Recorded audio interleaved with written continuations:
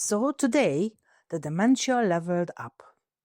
Your husband, with mid-stage Alzheimer's, slapped you. You did nothing except try to help. You walked up to him and said, "Let's take off that sweater, darling. It needs to be washed." But he pushed your hand away. You kept trying, and then he lashed out. And now you're crying, because in 56 years of marriage, this has never happened. He was the sweetest man, and now he just hit you. I hear you. Aggression isn't just hard, it's a marking line in the disease. A point where you have to seriously think about what comes next, what help is needed, and, even if every part of you resists it, whether institutional care needs to be considered. Aggression is really no joke. So today, we are going to look at what it actually is, why it appears in dementia, and what you can do about it. If you're new to my channel, I'm Zita, dementia educator, author, and 13 years in the trenches. I know the world of dementia from the inside, and I'm here to help. Aggression is something we are born with. Watch two small children. They'll be fighting over a toy car within seconds. Then a parent steps in and teaches them, "We don't hurt people."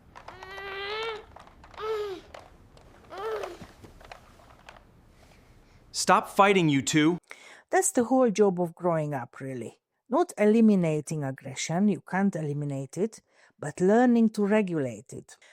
By the time we are adults, our aggression is, hopefully, under our control.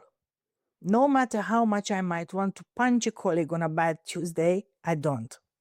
Because my brain has learned how to hold that impulse. And that impulse control is the result of long and complex processes in the brain, in the frontal lobe.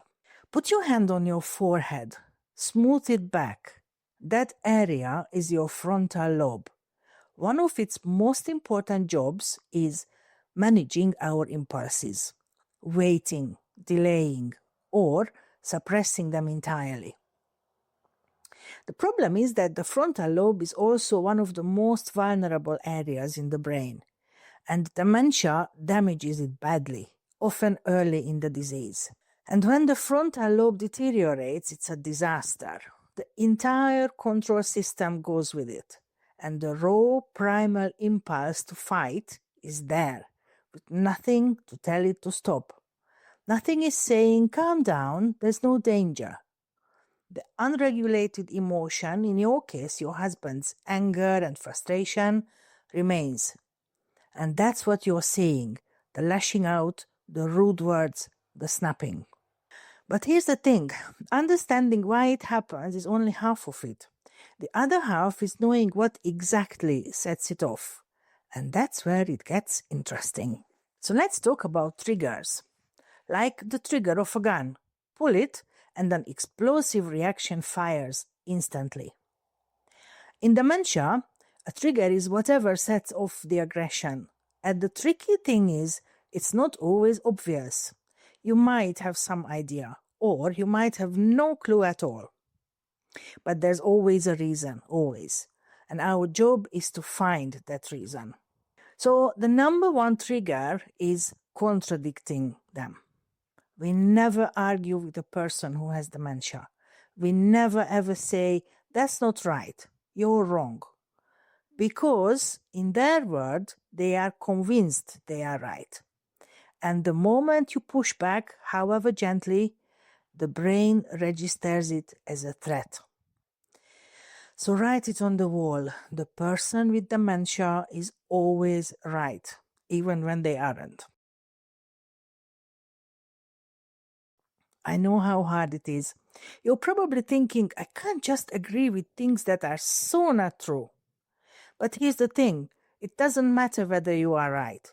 Your loved one no longer has the tools to follow your reasoning. The argument goes nowhere, or more precisely, it goes to a big gaping hole in his brain where cognition once lived. So instead of saying, "You're wrong," say something like, "Okay, all right, fine." And then redirect his attention to something else. Let's go and see the tulips, for example. That's not agreeing with something you can't stomach.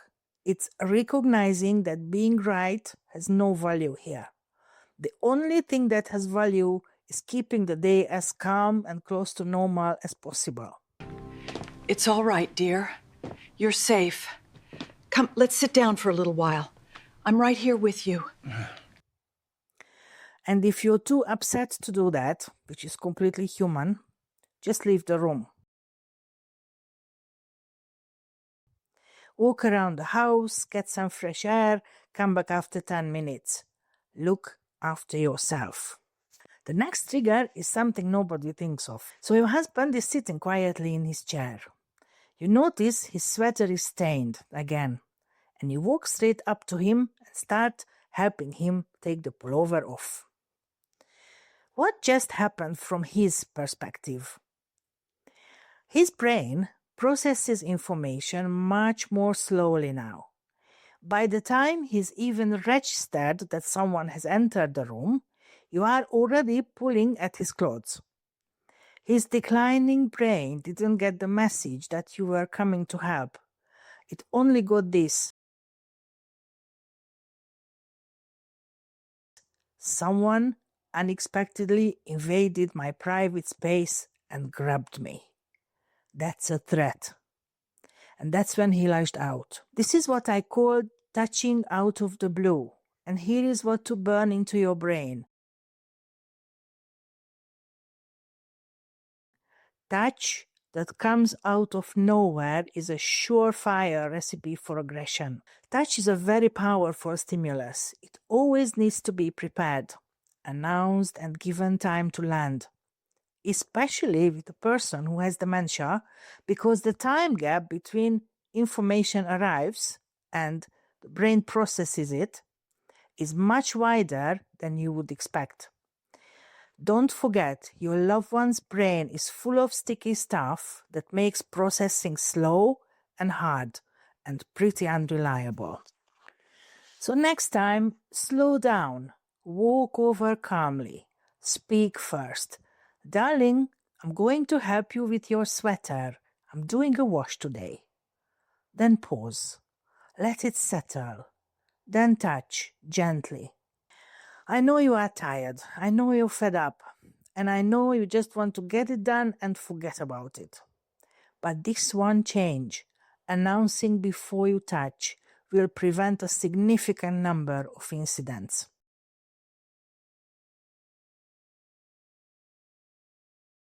So now you know the two biggest triggers.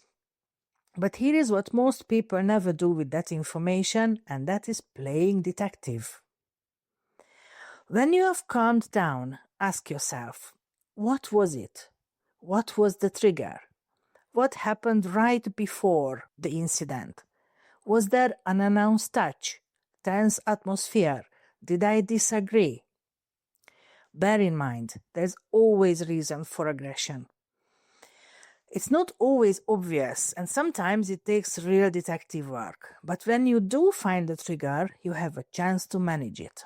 I wrote the Dementia Care Survival Bundle exactly for moments like this one. It covers absolutely everything you need to know about dementia, including how to handle difficult situations like aggression. You will find the book in the description below. And if this helped, subscribe, because trust me, you will want to see the next dementia video too.